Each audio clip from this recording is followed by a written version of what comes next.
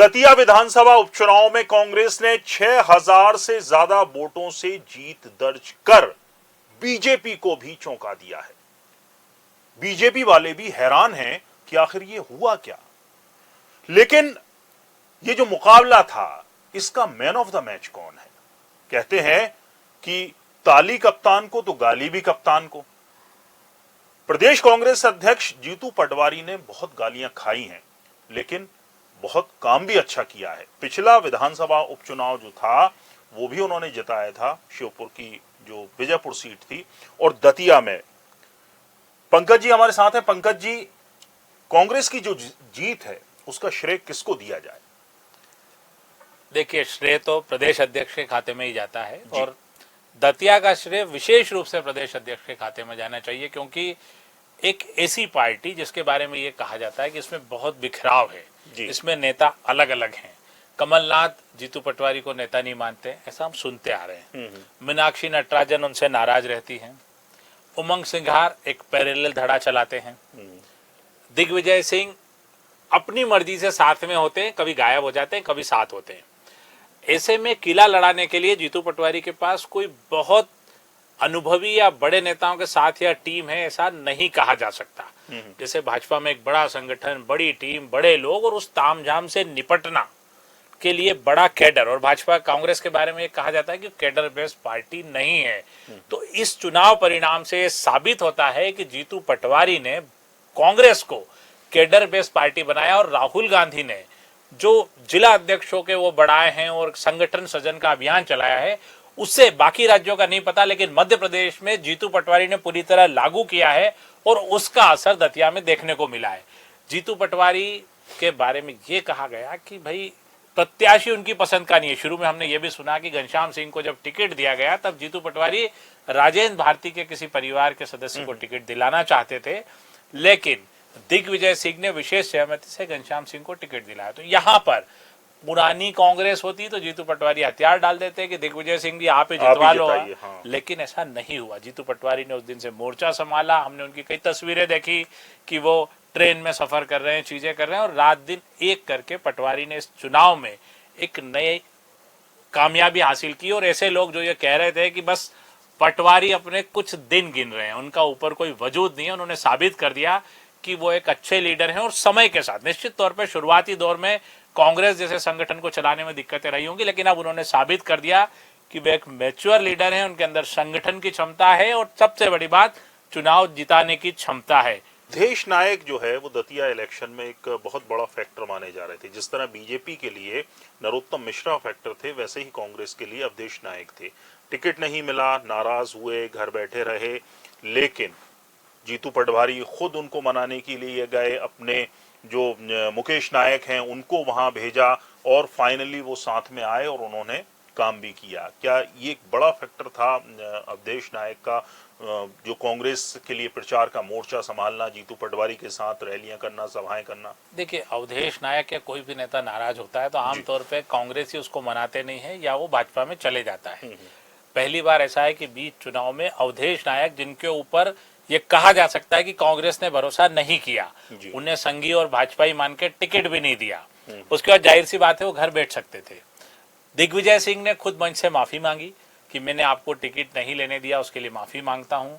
खुद जो जीतू पटवारी उनको मनाने गए, मुकेश नायक उनको मनाने आए, और फिर पूरे समय जिस ढंग से अवधेश नायक को साथ लेके घूमे, हर सभाओं में उनको तवज्जो दी, इससे यह साबित होता है कि जीतू पटवारी ने संगठन को बनाने, संगठन सृजन पे काम किया। और अगर आप मेहनत की बात करें तो कांग्रेस के पिछले 20-25 साल के किसी भी प्रदेश अध्यक्ष ने किसी एक उपचुनाव में इतना परिश्रम नहीं किया होगा। आपने मतलब पिछले 5-6 साल कमलनाथ जी के कार्यकाल के भी देखे, वो तो किसी उपचुनाव में कदम भी नहीं रखते थे, रैली सभा में जाना तो दूर की बात है। इसके पहले हमने अरुण यादव को भी देखा है, कांतिलाल भूरिया को भी देखा है, और तमाम प्रदेश अध्यक्ष आते जाते रहे। लेकिन जीतू पटवारी ने इस बात को साबित किया है कि लगातार आप रहेंगे तो कहीं तो पहुंचेंगे।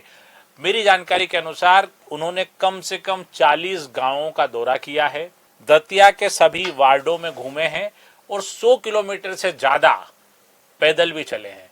तो उपचुनाव में किसी भी प्रदेश अध्यक्ष, वो भी कांग्रेस के, इतनी मेहनत करना अपने आप में एक महत्वपूर्ण है। और मुझे लगता है कि जीतू पटवारी के बारे में जो लोग फातहा लिखने को बैठे थे कि बस उनके दिन खत्म हो गए, उनके बारे में खड़ाऊ कसवा दो, थोड़े दिन और है जीतू भैया जाने वाले हैं, थोड़े दिन और है जीतू भैया जाने वाले हैं, वो सब चीजें खत्म हुई है। और जीतू पटवारी अब मजबूती के साथ मुझे लगता है कि 2028 के चुनाव तक कांग्रेस की बागडोर संभालते हुए दिखेंगे। बिल्कुल, बहुत सही कहा आपने। जो राहुल गांधी भी कहते हैं कि वो रेस के घोड़े और बाराती घोड़े, जीतू पटवारी ने इस इलेक्शन से एक बार फिर साबित किया है कि वो रेस के घोड़े हैं। और पंकज जी, एक बात और मैं यहाँ पूछना चाहूंगा कि बीजेपी के लिए कहा जाता था कि ऑलवेज वो इलेक्शन मोड में रहती है बीजेपी, उसके नेता लगातार सक्रिय रहते हैं, लोगों के बीच में जाते हैं, अलग अलग कार्यक्रम करते हैं।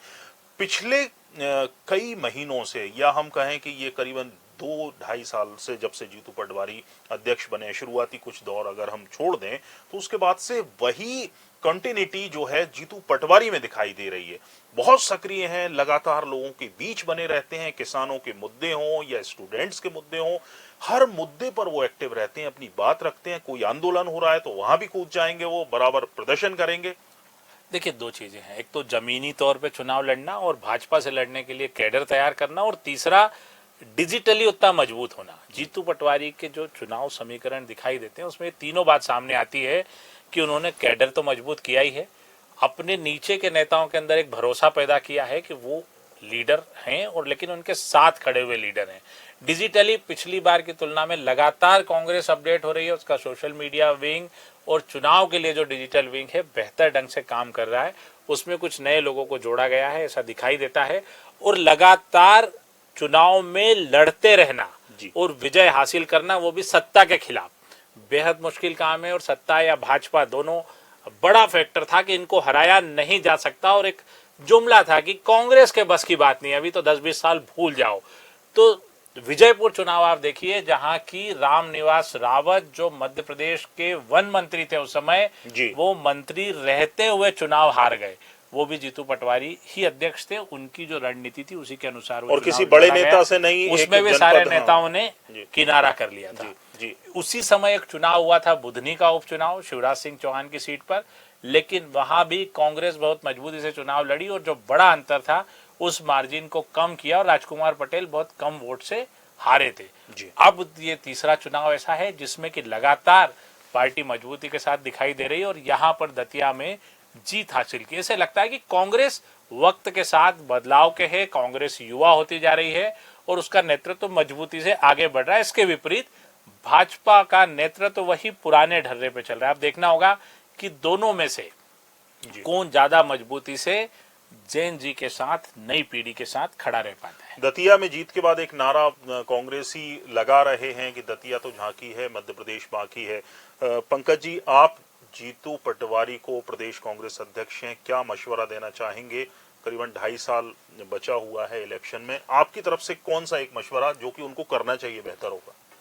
मशवरा तो क्या ही देंगे नेताओं को, और वो ये सुनते भी होंगे कि नहीं हमको नहीं पता, लेकिन हमारा काम है पॉलिटिकल एनालिसिस, तो उस आधार पे बता सकते हैं कि कांग्रेस के जो सेंट्रलाइजेशन है वो जीतू पटवारी के आसपास है, लेकिन तमाम प्रकोष्ठ जो कांग्रेस में 25-30 साल पहले दिखाई देते थे वो अभी डेट से पड़े हुए हैं, खाली से पड़े हुए हैं। कांग्रेस मजबूती से चुनाव लड़ रही, लेकिन अगर सारे प्रकोष्ठ एक्टिव हो जाएं, उनको बराबर काम मिले, सोशल मीडिया पे धारदार तरीके से काम हो रहा है, इसको और थोड़ी मजबूती मिले, लेकिन सभी प्रकोष्ठ यदि एक्टिव हो जाए, एकजुट हो गया जाए और काम चलने लगे, तो मुझे लगता है कि कांग्रेस पूरे प्रदेश में और मजबूती से सामने आ सकती है। और ये भी तय हो गया इस चुनाव के बाद कि बुजुर्ग नेताओं के लिए अब कांग्रेस में कोई जगह नहीं है, और जीतू पटवारी ने 2 चुनावों से यह भी साबित कर दिया कि वो अकेले इस प्रदेश कांग्रेस को पूरी तरह चलाने में सक्षम है।